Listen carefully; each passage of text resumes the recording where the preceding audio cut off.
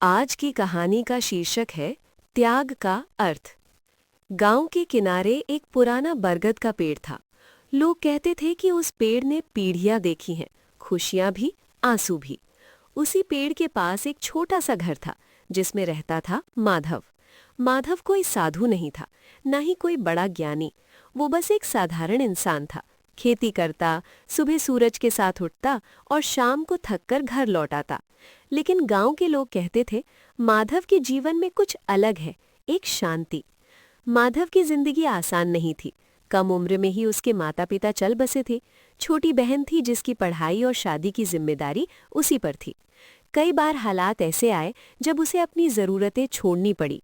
नए कपड़े नहीं खरीदे, अच्छा खाना नहीं खाया, अपने सपनों को पीछे रखा। लोग कहते थे इतना क्यों त्याग करता है, जिंदगी तो एक ही बार मिलती है। माधव बस मुस्कुरा देता। एक साल गांव में सूखा पड़ा, फसल खराब हो गई।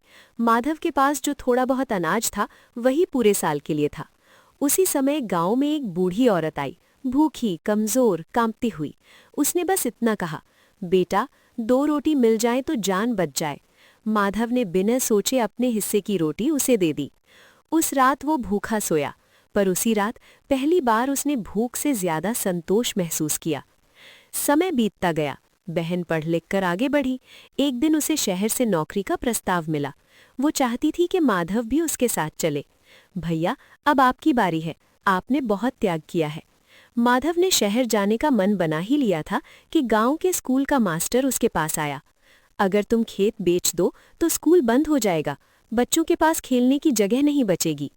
माधव ने बिना किसी शोर के अपनी योजना बदल दी। शहर नहीं गया, पैसे नहीं कमाए, अपना सपना छोड़ दिया। लोगों ने उसे मूर्ख कहा, लेकिन जब उसने बच्चों को हंसते खेलते देखा तो उसके मन में कोई खारीपन नहीं था। एक रात माधव बरगद के पेड़ के नीचे बैठा था। मन भारी था। उसने खुद से पूछा, क्या यही त्याग है, सब कुछ छोड़ देना, या फिर मैं डर रहा हूं इसलिए पीछे हट रहा हूं। तभी उसे माँ की बात याद आई। त्याग वो नहीं जो मजबूरी में किया जाए, त्याग वो है जो समझ से किया जाए। माधव को पहली बार समझ आया, त्याग कमजोरी नहीं है, त्याग चयन है। कुछ साल बाद माधव गंभीर बीमार पड़ा। शहर में इलाज हो सकता था, लेकिन पैसे नहीं थे। गांव वालों ने चंदा इकट्ठा करना चाहा।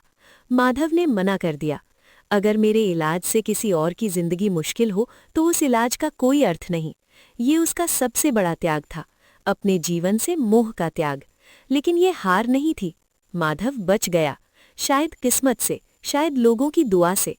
कुछ महीनों बाद उसी गांव में एक आश्रम बना, माधव के नाम पर नहीं बल्कि उसके विचारों पर। वहां कोई मूर्ति नहीं थी, कोई प्रवचन नहीं था, बस एक वाक्य लिखा था, त्याग का अर्थ छोड़ना नहीं बल्कि उससे ऊपर उठ जाना है। त्याग का अर्थ ये नहीं कि आप सब कुछ खो दें।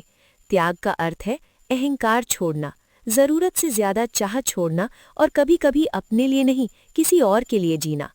त्याग वो दीपक है जो खुद जलकर दूसरों को रोशनी देता है, और जो उस रोशनी को समझ ले वही सच्चे अर्थों में समृद्ध होता है।